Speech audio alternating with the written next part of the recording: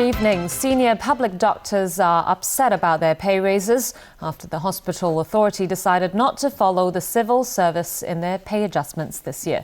And many are planning a sit-in protest at Queen Elizabeth Hospital next Wednesday. Earlier this year, the Executive Council accepted the findings of a pay level survey and decided to give senior civil servants an extra 3% pay increase, retroactive to October last year. But senior public doctors aren't getting the same raise. The Public Doctors Association says over the past 2 decades, salary adjustments for hospital authority staff had been linked to those for civil servants. But that's not the case this time round. The hospital authority even issued a letter saying its salary structure had been delinked from the government's. Public doctors, who had in previous years agreed to take pay cuts along with civil servants, are upset. We have times to have cuts, salary cuts, and at that time, the officials or our executives told us that we need to cut our salary because our salary and anything are linked with civil servants. Chan said the staff side was never consulted on the delinking of pay, and he called the hospital authority's attitude disappointing. The controversy affects some 2,000 to 3,000 senior public doctors, and about 1,000 of them have signed a petition to express their objection. Their association plans to stage a sit-in protest at Queen Elizabeth Hospital next Wednesday. The government is urging the hospital authority to follow up on the matter. We are actually also very concerned about the hospital authority staff morale. There is no existing policy of the government to require the subsidized or organizations such as the hospital authority to pack with the salary structure or the salary ranks of the civil servants. So therefore, we trust the hospital authority would actively look into the situation.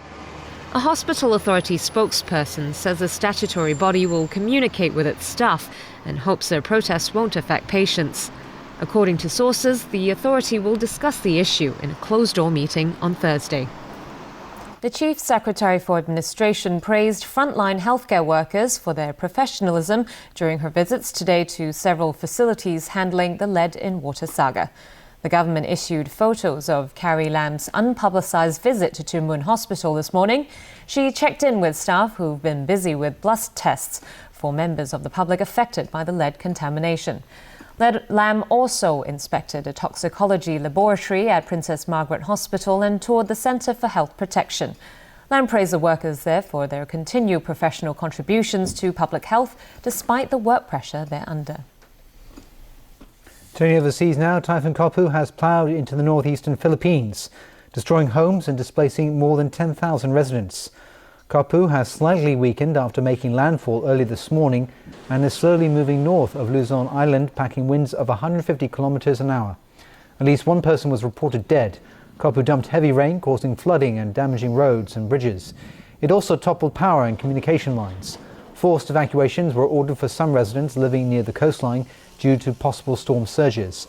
Typhoon warning signals were raised in the capital Manila and several provinces due to Kopu's 650-kilometer diameter band. An average of 20 typhoons hit the Philippines every year. Well, President Xi Jinping has praised Britain for its visionary approach to relations with China as he begins a state visit to the country tomorrow. It's the first trip by a Chinese leader to the UK in a decade. Both sides are expected to sign major trade deals. President Xi Jinping is on a charm offensive ahead of his state visit to Britain, the first by a Chinese leader to the UK since 2005. In a written interview with Reuters, he praised on Britain for what he called a visionary and strategic choice to become the West's most open country to China. Both sides have hailed the state visit as the start of a golden era in relations, which London hopes will make China the UK's second biggest trading partner in 10 years. Trade is growing, investment is growing, the people-to-people contact is increasing. Xi will be hosted by the Queen at Buckingham Palace and will get all the pomp and ceremony of a state visit, including a 103-gun salute, plus the official ride down Pall Mall with the British monarch. About 150 deals are expected to be signed in the coming week in areas such as healthcare, manufacturing and energy, including plans to allow China to design and build a new nuclear power plant in England. Xi's visit comes amid debate over what is the best way to engage with a China that has grown influential economically and diplomatically, but maintains stances on human rights and territorial disputes in the South China Sea that are often at odds with views held in the West. The British government under the Conservatives has been enthusiastic in its courtship of China, moving forcefully to strengthen financial ties with Beijing. Earlier this year, it broke ranks with the United States, its close ally, by signing up as a founding member of China's new Asian Infrastructure Investment Bank, or AIIB, much to the dismay of Washington. Naval ships, aircraft and personnel from India, Japan and the United States are participating in joint naval exercises in the Bay of Bengal. The exercises signal growing strategic and military ties between the three countries as they face up to a rising China. The exercises began on Wednesday and conclude tomorrow, featuring both ashore and at-sea training. It's the first such joint exercises in the Bay of Bengal in 8 years. Staying in the region now, Indian police have arrested 2 teenagers for allegedly raping a toddler in the latest incident of sexual violence against a young child. Police formed 15 teams and questioned more than 250 residents of the Western Delhi neighbourhood where the 2-year-old girl was raped. The 2 17-year-old boys were arrested late Saturday. The toddler was playing outside her home on Friday when she went missing during a 10-minute power outage in the neighbourhood. In a separate incident, police on Saturday arrested 3 men for raping a 5-year-old in an East Delhi suburb. The assaults have caused an uproar, with Delhi residents accusing the city's government of failure to protect women and girls. Thousands of migrants are surging into the small Balkan nation of Slovenia after Hungary sealed its border with Croatia. The country has emerged as a new transit point for migrants and yet another hurdle as they seek sanctuary in Western Europe. James Aiken reports. Hundreds more migrants board a train leaving Croatia, hoping they will eventually find their way to Western Europe. 4 days I travel. 4 days. I travel from country to country, but now I think it's be very easy to come. But unlike the thousands before them, these people are being diverted to the Slovenian border. Croatia started rerouting migrants to Slovenia after Hungary closed its border for their free flow on Friday night. Hungary's government decided on the clampdown after European Union leaders failed to back a plan to send EU forces to block migrants from reaching Greece. Slovenia has beefed up border controls and suspended some transport routes to maintain control over the migrant flow. The EU member country of just 2 million has limited capacity to process the large number of migrants streaming towards it. The Croatian government is worried a restricted flow could create a massive backlog all along the so-called Balkan migrant corridor. This domino effect, then it will be a lot of troubles for all countries, and I don't want to predict what will happen in this situation. Meanwhile, German Chancellor Angela Merkel is set to meet Turkish officials with an EU aid offer estimated at €3 billion. The action plan is intended to help Turkey manage its Syrian refugee emergency and not let them go elsewhere. Because the original idea was that Turkey would be the host nation and those refugees would be grateful for Turkey's help, etc. But the war took longer than anticipated, so 2 million refugees is an unbearable burden. To make the offer more enticing for Turkey, EU leaders also agreed to fast-track EU membership talks. Turkey hosts more refugees than any other country in the world, with 600,000 new arrivals this year alone. James Aiken, TVB News. A candlelight vigil has been held in Cologne after a leading candidate running to be the mayor of a German city was stabbed in the neck. Henriette Recker is reported to be in stable condition in hospital. Police say the attack was targeted and deliberate and appeared to be motivated by Recker's support for refugees. Her aide was also seriously wounded, while 3 others suffered minor injuries. A 44-year-old male suspect was taken into police custody after the attack, which took place at an information stand. Reka is running as an independent in an election that is due to go ahead as planned today. She has been involved in helping support and house refugees in Cologne. Germany has been a favoured destination for migrants. It's expected to see as many as 1 million new arrivals this year.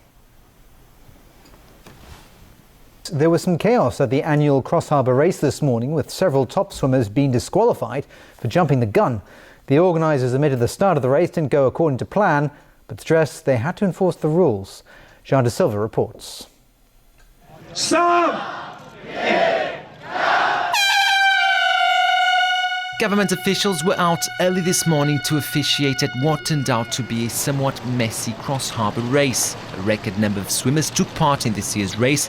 They started from Leyumun on the Kowloon side and swam 1.5 kilometres to Quarry Bay Park on Hong Kong Island. Fiona Chen, who last year triumphed in the women's category, repeated the feat again this year, but to much disappointment, learned she had been disqualified for jumping the gun.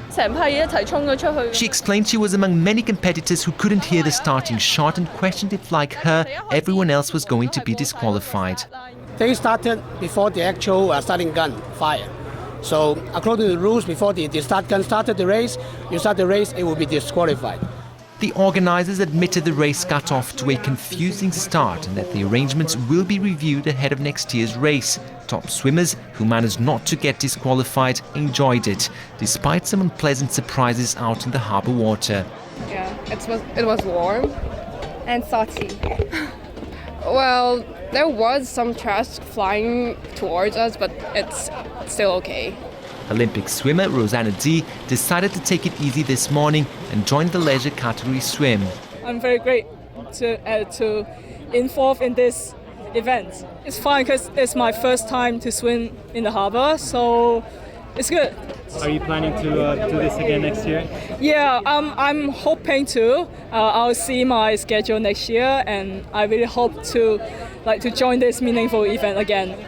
The annual cross-harbour race was first held in 1906 and over time became one of the city's most celebrated annual sports events. Busy harbour traffic and pollution in the late 1970s resulted in a 30-year hiatus for the annual swim. Since the cross-harbour race was revived, the number of participants has grown from 1,000 swimmers in 2011 to 2,500 today. Jean de Silva, TVB News. 2 university students, one of them from Hong Kong, were killed in a traffic accident in the southern Taiwanese city of Kaohsiung. According to Taiwan media reports, the 2 students were travelling on a motorcycle from Kaohsiung city centre to a university campus when the accident happened. The driver apparently lost control of the bike and crashed into a roadside barrier. The 2 students were pronounced dead after they were taken to the hospital. Taiwan police say one of the victims was a 21-year-old man from Hong Kong, surnamed Ng. A fire broke out at the Tai-On Street underground walkway in Sai Wan Ho today. Thick black smoke billowed out of the pedestrian subway as firefighters arrived on the scene. They battled the fire for about 15 minutes before putting it out. Sources at the scene said the blaze broke out at around 1 p.m. when objects left there by homeless people caught fire. No injuries were reported. Secretary for Development Paul Chan stressed today Lantau development plans being studied by the government, including the proposed East Lantau metropolis, will not touch on any country park land. The government is looking into the feasibility of development plans for Lantau Island and the Northern New Territories as part of its land supply solution after 2030. Many are worried about nature being destroyed, as some 70% of Lantau Island is currently zoned as country parks. Speaking before a work trip to Beijing, Chan said the proposed East Lantau metropolis, one of the key development concepts, would not encroach on country park land. Instead, it would involve reclamation works near Khao Yi Chau, a small island between East Lantau and Hong Kong Island West. The IT sector lawmakers says the banks and authorities need to be more vigilant in keeping up with technological advances. This after more than 1 million contactless credit cards had to be recalled over a security flaw. But Charles Mock says as more electronic payment methods are adopted, users also have to bear responsibility for their own security. The recent recall involved 1.25 million contactless credit cards issued by 7 banks. It's a serious potential security breach discovered by journalists, as there was too much key information stored on these cards that could be accessed easily with smartphone applications. The names of the card holders also among the information that can be read from the card, which is actually against the HKMA, the monetary authorities, regulations or guidelines that they put out 3 years ago. So in that regard, I think it was mainly a problem with some of the banks probably not adhering to the guidelines set down by the HKMA. But then again, of course, one has to ask why the HKMA didn't know about it. Mock says the authorities need to be more vigilant and keep up with the latest technological advances, especially as society adopts more electronic payment methods. But he also urged the users to take responsibility too. It is sometimes also very frustrating for us to keep on reminding users that you have to install antivirus or internet security software on your PCs and even on your smartphones and so on. But somehow some people just choose to ignore those advice. And then they complain that, when something happens. Mock hopes the proposed Innovation and Technology Bureau will bring a centralized leadership to prioritize such issues. He seemed optimistic that the controversial ITB could be passed by LegCo in the near future, with a recent change in attitude from the government. Finally, a little bit to my present surprise, they were willing to provide an additional document outlining what the new bureau might be doing for the future. So that was something that they have resisted time and time again. So with that sort of a new attitude, hopefully we will see an end to this particular debate sooner rather than later. And for the excitement at home here, tickets for the upcoming World Cup qualifier between Hong Kong and the Chinese national football team will go on sale early next month. As Owen Feng reports, local fans will need to show their ID cards to buy tickets and to get into the stadium. The 2018 World Cup qualifier showdown will take place on the 17th next month at Mong Kok Stadium. Today, the Hong Kong Football Association announced that around 4,000 tickets have been reserved for local fans, and they'll go on sale in the first week of November. But this time, these tickets will only be sold via the internet. After registering online, fans will then need to present their ID cards at a designated box office to pick up their tickets. And on the day of the match, they'll have to go through another ID check when they enter the stadium. HKFA's Vice Chairman Pui Kwan Kay says these measures are to make sure the tickets will go to home fans. Pui adds that they're still working out where tickets can be collected from and should have the details by the end of this week. Adult tickets for the World Cup qualifier will cost $150, while concession tickets will cost $50. As for away fans, around 500 tickets have been reserved for them, which will be sold by the Chinese Football Association. Meanwhile, some local media reported that the HKFA could step up security measures during the match. Not only will home and away fans be separated into different areas of the stadium, but they may also be required to use different toilets. Owen Feng, TVB News. And that's the news for tonight. Thanks for watching. Good night.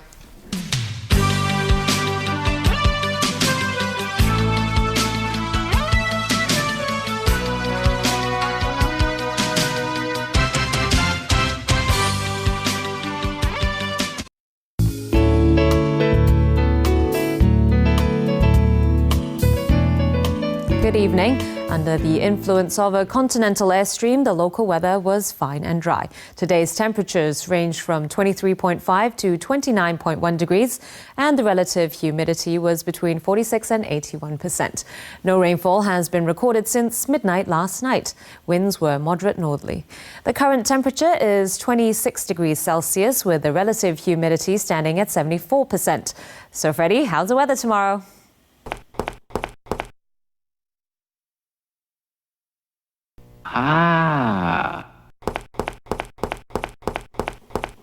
Mainly fine and dry. The minimum temperature tomorrow morning will be about 23 degrees in the urban areas and a couple of degrees lower in the new territories. The maximum temperature will be around 29 degrees during the day. Moderate northerly winds. It will be mainly fine and dry in the following couple of days. Tomorrow's air quality health index will range from moderate to high. The maximum UV index forecast for tomorrow will be about 7. Now to the latest global weather update. And that's the weather for this evening. Have a lovely night.